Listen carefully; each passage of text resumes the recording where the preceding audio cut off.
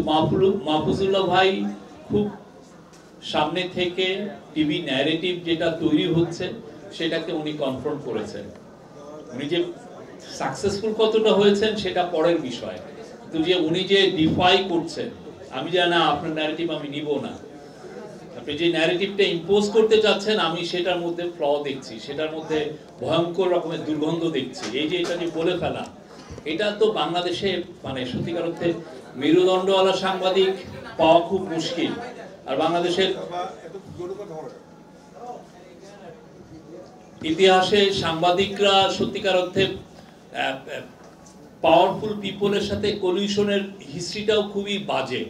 আপনারা দেখেছেন বছরের পর বছর সাংবাদিকরা ডিইউজে, বিএফইউজে বিভিন্ন সাংবাদিকদের ওনারা লিডার হয়েছেন। একটাই হয়তো একটা ভালো প্লট পাওয়া যাবে। আমি ইনকাম করে তো অত টাকা কামাতে পারবো না, আমার মেধা দিয়েও আমি সেই জায়গায় যেতে পারবো না। তো বেস্ট ওয়ে হচ্ছে যে দেখি না রুলিং পার্টির সাথে আমরা একটা দোসর রুলিং পার্টির কাছাকাছি আসি, এসে তার থেকে কিছু আদায় করা যায় না। আমি একজন সাংবাদিক লিডার, আমি শুনেছি উনি 150 কোটি টাকার সম্পত্তি করেছিলেন জাস্ট এইভাবে প্লটগুলো করে। তো সেই জায়গায় মাহফুজুল্লাহ ভাই ব্যতিক্রম ছিলেন। প্রথম থেকেই উনি ওনার খুব চোজেন কিছু এরিয়া ছিল। উনি প্রথমত তো কমিউনিস্ট, উনি আমি বলবো যে উনি কোল্ড ওয়ারের একটা সন্তান। ওনার খালেদা জিয়ার উপর যে বইটা, ওনার লাস্ট যেটা বইটা, একটা মাস্টারফুল ওয়ার্ক। ওনার যে যেই শ্রমটা উনি দিয়েছেন এবং কখন উনি লিখেছেন, যখন যেই সময় খালেদা জিয়া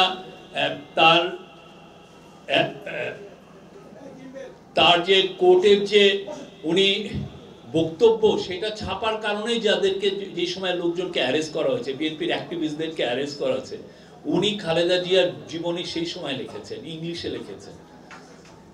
এবং উনি সেই সময় যে প্রেডিকশন করেছেন যে উনি আরো স্ট্রঙ্গার হয়ে ফিরে আসবেন খালেদা জিয়া, সেটা হয়েছে।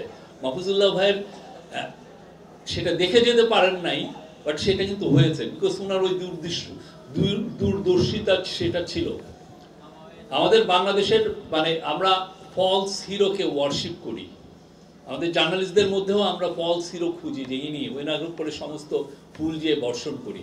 মাহফুজুল্লাহ ভাইদের মতো হিরো খুব কম, প্রচুর তারা স্কলাস্টিসিজমে তারা স্পেন্ড করেছেন এবং ওনাদের লেখা সারা জীবন আমাদেরকে পথ নির্দেশনা করে। ওনার বিচিত্রার লেখা, ওনার সাংবাদিক হিসেবে এনভায়রনমেন্টাল জার্নালিজমের ওনার লেখা, ব্রিলিয়ান্ট লেখা। এবং ওনার যেগুলো টক শোতে যেগুলো আমরা এখনো পাই, ওনার আর্গুমেন্ট, যেভাবে উনি আর্গুমেন্ট পেশ করা, যে কোনো ইয়াং সাংবাদিকের জন্য হি ওয়াজ এ লাইক বিকন, সবার জন্য। আমরা বাংলাদেশে আমাদের আরো অনেক অনেক মাহফুজুল্লাহ ভাই দরকার। Thank you.